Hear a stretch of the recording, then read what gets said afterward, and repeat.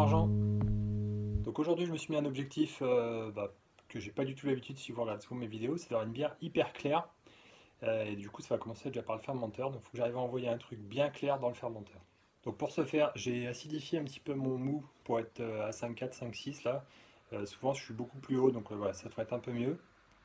Alors voici, bien faire gaffe au niveau de la filtration, bien s'assurer que le gâteau se fasse bien.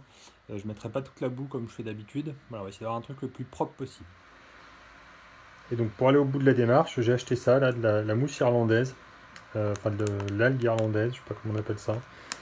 Voilà, on va tester ça, donc 5 grammes pour 25 litres, je vais aller peser ça tout de suite. Donc voilà, j'ai mes 4 grammes, comme vous voyez, ça fait pas grand chose, mais il faut attention pas en mettre plus, je suis pas sûr que ce soit plus efficace, voire même ça pourrait être pire que mieux. Alors, on va bien le refermer, en attendant la prochaine utilisation, ça se conserve à température ambiante à première vue, donc je vais aller ranger ça dans la brasserie pour la prochaine fois si j'en suis convaincu. Voilà, ceux qui suivent mes vidéos aussi, vous savez que je fais pas de Whirlpool, je vais être obligé de m'y mettre parce qu'à première vue c'est beaucoup plus efficace avec un Whirlpool ce genre de truc là. Donc on va tester ça. Ça va juste me forcer à ajuster un petit peu mon process puisque au niveau du refroidissement, il faudra que je le mette un petit peu après. Donc là on est sur la fin de l'empâtage. Si vous voyez, c'est bien trouble. Voilà. On va essayer de jouer déjà un petit peu sur la filtration tout à l'heure et sur le mash out pour commencer à nettoyer un petit peu tout ça. Mais là c'est carrément trouble. Voilà, le mash out est terminé. Je propose qu'on aille mettre la grille pour aller faire une pré-filtration. Voilà, donc on a notre mou bien trouble. L'idée c'est qu'on va commencer à faire un gâteau. Laisser tourner un petit peu pour nettoyer tout ce qu'il y a au fond, puis qu'on attend que ça coule un petit peu plus clair que ça.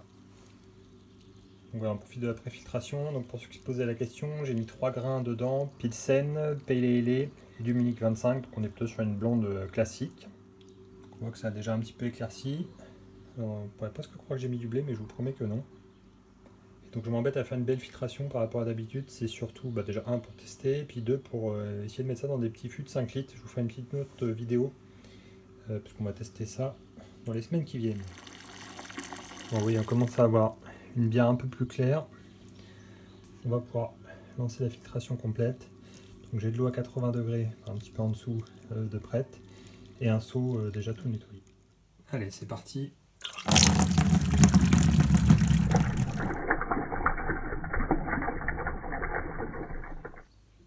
Moi j'ai 25 litres à 1044, je filtrerai un petit peu fort, mais après 1h30 début, c'est pas très grave.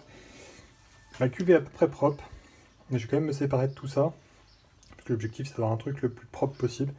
Donc je vais rincer ma cuve à grandes eaux, comme ça on repart sur un truc propre. Et voilà, on repart sur une base un petit peu près propre avant l'ébullition. J'ai lancé l'ébullition, je vais aller peser mes 20 grammes de houblon là, amérisant. Et après on viendra mettre donc l'Irish Moss plutôt 10 minutes avant la fin de l'ébullition comme ça recommandé.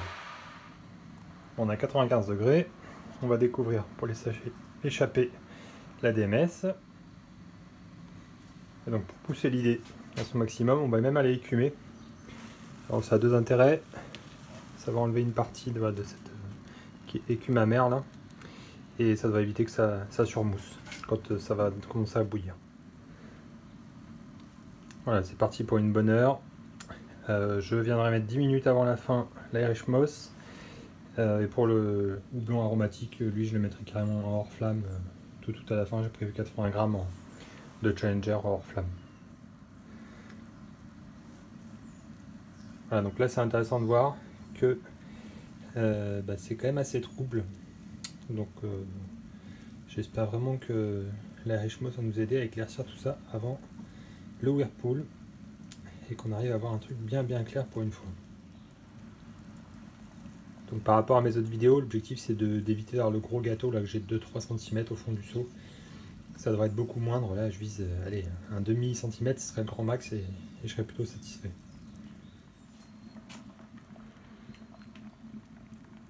On a une bonne ébullition, on va pouvoir ajouter mes 4 grammes d'Irish Moss et on va essayer de suivre ce qui se fait. Alors j'espère que ce sera un petit peu plus clair que ça, parce qu'il y a pas mal de buée forcément avec toute cette évaporation. Allez, c'est parti.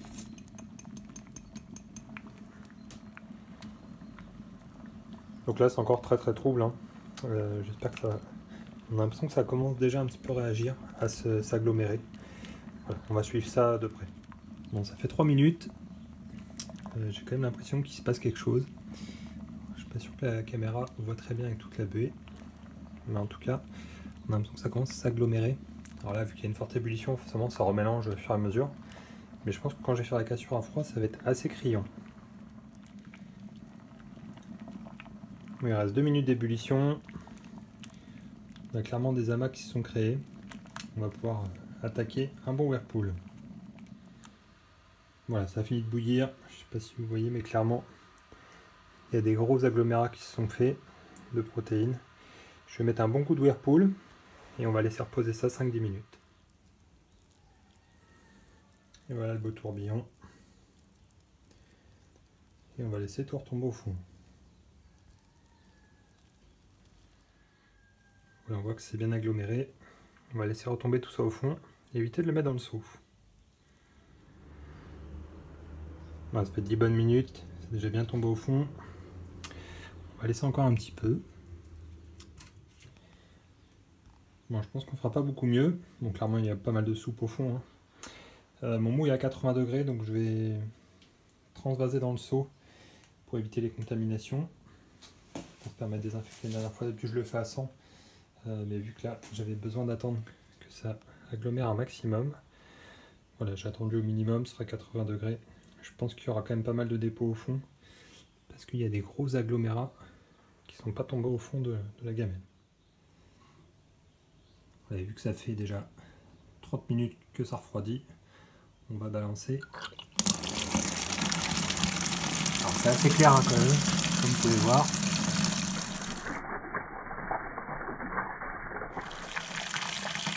Le jaumon blanc aromatique qui va passer à 80, il va tremper 20 minutes à peu près avant de mettre les levures de toute façon. Le résultat est assez satisfaisant, c'est assez clair. On verra ce qu'il restera au fond après. Bon, clairement, je pense qu'on a aussi qui va tomber dans ce seau-là tout à la fin. Mais ça, dès ce soir, ça doit avoir bien décanté.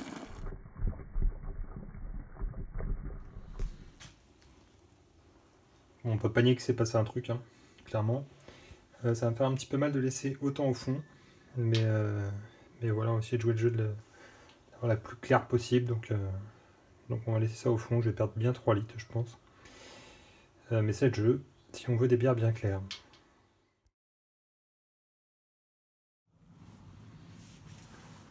Bon, au final, on a un résultat plutôt satisfaisant, parce qu'on a vu comme que beaucoup de choses avaient fini au fond. Elle n'est pas tout à fait claire dans le fermenteur, je suis un peu déçu. Mais je pense que j'aurai moins de vase au fond.